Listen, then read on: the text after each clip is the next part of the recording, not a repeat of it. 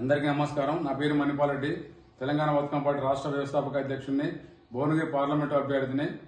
ఈరోజు మన తెలంగాణలో పృథ్వీరాజ్ అనే వ్యక్తి చంద్రబాబు నాయుడు గారిని, పవన్ కళ్యాణ్ గారిని, రేవంత్ రెడ్డి గారిని ఇష్టం వచ్చినట్టు మాట్లాడుతున్నాడు. ఒక చిన్న యూట్యూబ్ ఛానల్ పెట్టుకుని పెద్ద పెద్ద నాయకులు తిడుతున్నటువంటి పరిస్థితి కళ్ళ కట్టినట్టు చూపిస్తాను నేను మీకు. ఇప్పుడు చంద్రబాబు నాయుడు గారు, పవన్ కళ్యాణ్ గారు హైదరాబాద్ రావద్దట. వాళ్ళు పాకిస్తాన్ ఉగ్రవాదులు, తీవ్రవాదులా? వాళ్ళేనా రావద్దనేది? రాష్ట్రాన్ని 9 సంవత్సరాలు పాలించినటువంటి చంద్రబాబు నాయుడు గారు సినీ ఇండస్ట్రీ నుంచి ఒక pan India hero Hyderabad రావద్దట.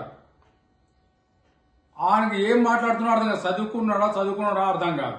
Pan India hero దేశంలో ఎక్కడైనా ఉండొచ్చనే విషయానికి తెలుసా పవన్ కళ్యాణ్ గారు?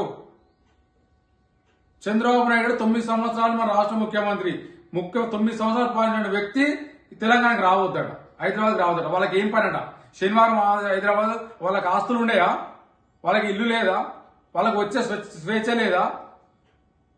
మళ్ళా రేవంత్ రెడ్డి గారు ముఖ్యమంత్రి అని వాడు వీడట.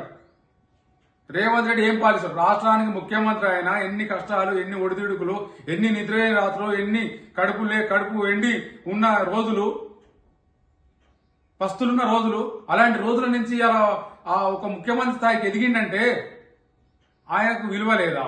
వాడు వీడు అని మాట్లాడితే బిడ్డ మళ్ళొక్కసారి పృథ్వీరాజ్ ఖబర్దార్ చెప్తున్నా. మళ్ళొక్కసారి రేవంత్ రెడ్డి గారిని, చంద్రబాబు నాయుడు గారిని పవన్ కళ్యాణ్ గారిని తిడితే మాత్రం ఖబర్దార్ నాలుగా కోసి పడేస్తాం.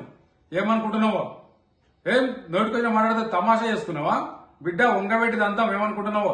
పవన్ కళ్యాణ్ అభిమానం ఇక్కడ రాజకీయంగా చంద్రబాబు నాయుడు గారు, చంద్రబాబు నాయుడు ఒక్క మాట అంటే అక్కడ హైదరాబాద్ లో ఉన్న ఆ సాఫ్ట్వేర్ ఉద్యోగులే తంతరు బిడ్డ. రేవంత్ రెడ్డి గారిని అంటే కాంగ్రెస్ అభిమానులు, రేవంత్ రెడ్డి అభిమానులు ప్రతి పార్టీలో ఉన్నారు. టీఆర్ఎస్ పార్టీలో ఉన్నారు, కాంగ్రెస్ లో ఉన్నారు, ప్రతి ఒక్కరు అభిమానులు ఉన్నారు రేవంత్ రెడ్డి గారికి. అలాంటి వ్యక్తిని అంటే మాత్రం ఊరుకోం బిడ్డ, ఖబర్దార్. ఇప్పుడు ప్రాంతాల మధ్య చిచ్చు పెడుతున్నావా? తెలంగాణ వచ్చిన తర్వాత మళ్ళా ప్రాంతాల మధ్య చిచ్చు పెడుతున్నా. ఇలాంటి చిల్లరగాడు చిచ్చు పెడితే ఊరుకునే ప్రసక్తే లేదు.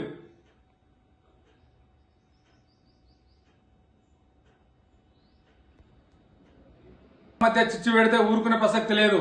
నీకు శాతం అయితే తెలంగాణ ప్రజల సమస్యలు చాలా ఉన్నాయి. ఉద్యోగుల మీద నిరుద్యోగులు చాలా మంది, నిరుద్యోగుల మీద మాట్లాడు.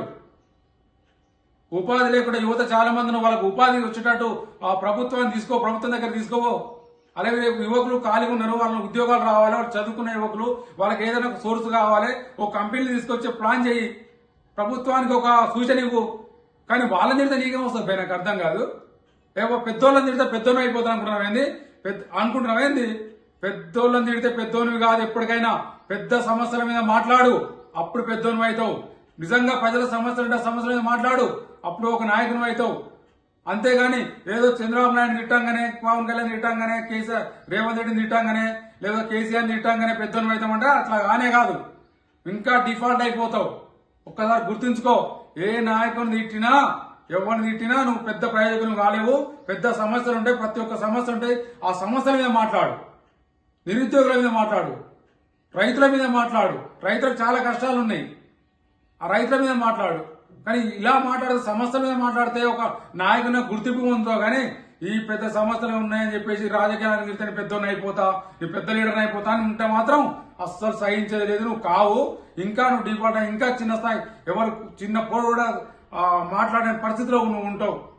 ఒక్కసారి ఆలోచించుకో పృథ్వీ అన్న. ఇప్పటికైనా మంచి మర్యాద ఇస్తాను అంటే ఒక రెస్పెక్ట్ ఉంది, ఆ రెస్పెక్ట్ నిలబెట్టుకో. ప్రాంతాల మధ్యలో చిచ్చు పెట్టొద్దు, కులాల మధ్యలో చిచ్చు పెట్టొద్దు, నాయకుల మధ్యలో చిచ్చు పెట్టొద్దు, ప్రజల మధ్యలో చిచ్చు పెట్టొద్దు అని సమయంగా తెలియజేసుకుంటున్నా. బిడ్డ ఖబర్దార్ పృథ్వీ అన్న. ఇంకొకసారి ఇది రిపీట్ అయితే మాత్రం ఊరుకునే ప్రసక్తే లేదు బిడ్డ.